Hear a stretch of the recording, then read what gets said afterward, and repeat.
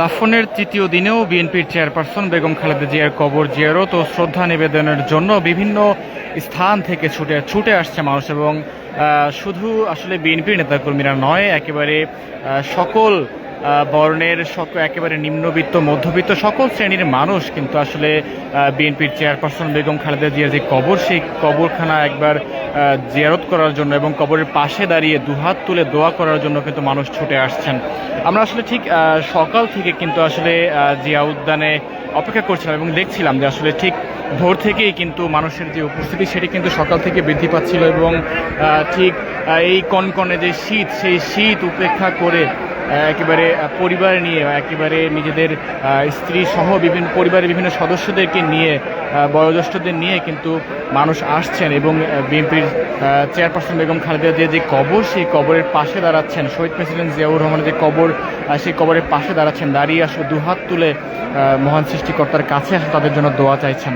এবং যেমনটি জানাতে চাই যে আসলে গত 30 ডিসেম্বর ঠিক ভোর 6টা নাগাদ কিন্তু শেষ নিঃশ্বাস ত্যাগ করেন বিএনপির চেয়ারপারসন এবং সাবেক 3বারের প্রধানমন্ত্রী বেগম খালেদা জিয়া। এবং তার মৃত্যুর পর কিন্তু আসলে গত 31 ডিসেম্বর তার স্বামী শহীদ প্রেসিডেন্ট জিয়াউর রহমানের কবরের পাশে কিন্তু তাকে দাফন করা হয়। এবং আমরা যেমনটি দেখছিলাম আসলে প্রথম দিন কবরটি আসলে সবার জন্য উন্মুক্ত না থাকলেও ঠিক পরের দিন থেকে অর্থাৎ গতকাল থেকে কিন্তু কবরটি সবার জন্য উন্মুক্ত করে দেওয়া হয় এবং কবরে কিন্তু সাধারণ মানুষের যে চলাচল সেটি কিন্তু নিশ্চিত করা হয়। তবে সাধারণ মানুষের জন্য নিশ্চিত করা হলেও কিন্তু আসলে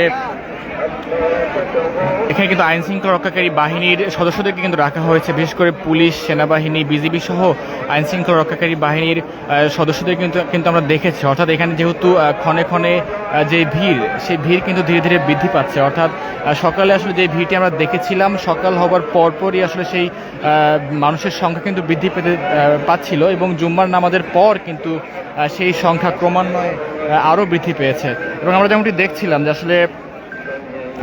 দেখছিলাম আসলে বিএনপির নেতাকর্মীরা যারা আছেন তাদের পাশাপাশি সাধারণ মানুষের যে সংখ্যা সেটি কিন্তু ধীরে ধীরে বৃদ্ধি পাচ্ছিল এবং পরিবার নিয়ে কিন্তু অনেকে আসছেন, স্ত্রী সন্তানকে নিয়ে আসছেন প্রেসিডেন্ট জিয়াউর রহমান এবং বেগম খালেদা জিয়ার কবরের পাশে দাঁড়িয়ে কিন্তু তারা তাদের জায়গা থেকে কিন্তু শ্রদ্ধা নিবেদন করছেন। দর্শক, ডেইলি চ্যানেল লাইভে আপনাদের সঙ্গে সরাসরি যুক্ত রয়েছি রাজধানীর যে জিয়া উদ্যান থেকে। এবং দেখতে পাচ্ছেন যে জুম্মার নামাজের পর কিন্তু মানুষের যেই সংখ্যা, অর্থাৎ জুম্মার নামাজের পর বেগম জিয়ার কবরের পাশে দাঁড়িয়ে যারা জিয়ারত করছেন এবং পরিবার নিয়ে কিন্তু মানুষ আসছেন এবং একবার কিন্তু আসলে প্রিয় নেত্রীর পাশে দাঁড়িয়ে দুহাত তুলে কিন্তু দোয়া চাইছেন।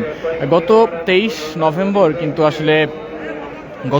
নভেম্বর শারীরিক অসুস্থতা দেখা দিলে কিন্তু বেগম জিয়া রাজধানীর যে এভার কেয়ার হাসপাতাল রয়েছে সেই এভার কেয়ার হাসপাতালে ভর্তি হন এবং পরবর্তীতে তার শারীরিক অবস্থার আরও অবনতি হলে কিন্তু তাকে এভার কেয়ার হাসপাতালের যে সিসি ইউনিটটি রয়েছে সেখানে তাকে ভর্তি করা হয় এবং পরবর্তীতে তাকে বিদেশে নেবার কথা থাকলেও পরবর্তীতে সেটি আসলে বাতিল করা হয় এবং দেশে থেকে কিন্তু তাকে চিকিৎসা দেওয়া হচ্ছিল। এবং সর্বশেষ গত 30 ডিসেম্বর ভোর 6টা নাগাদ কিন্তু তিনি শেষ নিঃশ্বাস ত্যাগ করেন।